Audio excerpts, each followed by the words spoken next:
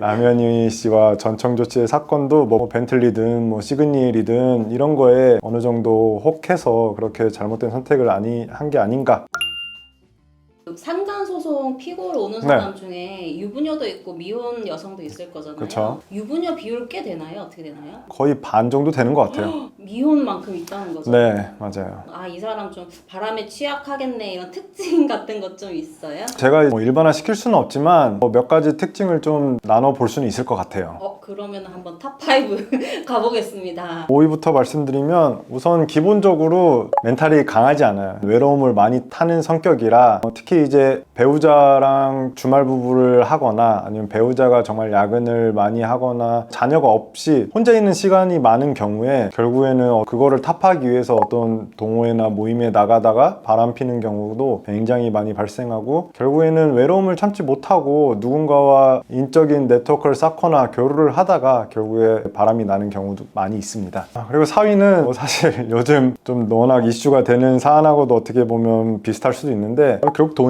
돈. 근데 남편이 나를 만족시켜주지 못해요. 경제적으로. 그러면 그걸 만족시키는 남자에게 마음이 가고 결국에는 바람을 피게 되는 거죠. 남현희 씨와 전청조 씨의 사건도 뭐 물론 제가 그분들의 어떤 속내까지는 알 수 없지만 뭐 실제로 이혼하기 전에 바람을 폈는지 아닌지 모르겠지만 어쨌든 물질, 뭐 벤틀리든 뭐 시그니엘이든 이런 거에 어느 정도 혹해서 그렇게 잘못된 선택을 한 게 아닌가. 그리고 실제로도 많습니다. 뭐 물론 그 정도까지는 아니겠지만 화장품 하나 사주는 거에도 혹해서 바람을 피고 하는 경우가 있고 뭐 물론 그게 전부는 아니겠지만 어쨌든 물질로 남편이 사실 경제적으로 좀 어려운 상황에서 실제로 자기 카드를 주는 경우도 있어요. 쓰라고. 그런 경우도 있고 이러한 경우에 사실 마음이 많이 가서 바람을 피는 케이스도 상당히 있습니다. 그리고 3위 항상 문제가 되지만 술이에요.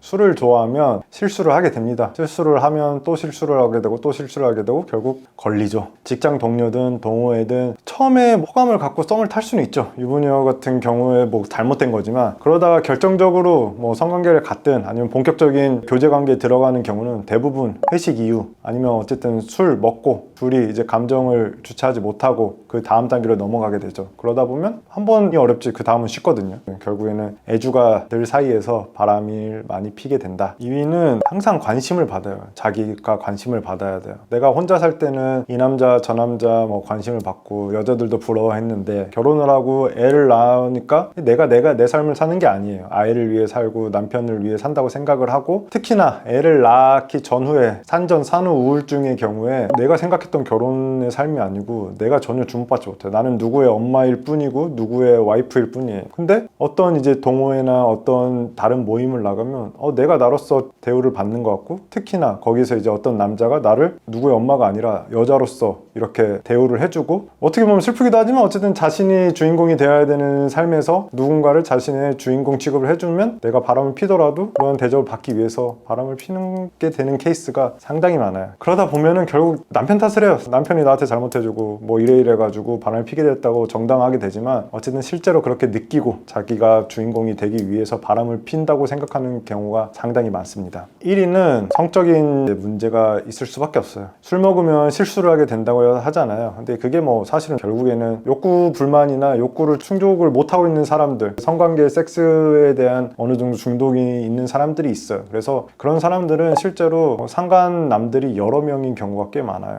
남편과의 관계에서 만족하지 못하는 것은 물론이거니와 항상 새로운 자극을 요구하고 새로운 사람을 찾아요. 그렇기 때문에 어떤 모임에서도 보면은 얘랑도 자고 알고 보면 상간남소송 걸렸는데 막 상간남 피고 1, 2, 3, 4가 막 있어요. 그런 경우가 꽤 많습니다. 결국에는 어쨌든 상간소송이라는 것 자체가 대부분 성관계에 일어난 상간소송의 경우고 그런 경우에는 어쨌든 본인 남편과의 관계에서 만족하지 못하고 뭐 결국에는 다른 남자와 성관계를 맺는 것 자체가 어느 정도 뭐 중독 뭐 물론 이제 남편과의 관계가 일반적인 부부에서보다 정말 안 되는 경우도 있어요. 뭐 그렇다고 해서 다른 남자와 성관계를 맺는 게 정당화되지는 않지만 어쨌든 그런 욕구 불만 더 자극적으로 말하면 섹스 중독자인 경우에 상간소송을 많이 당하게 됩니다.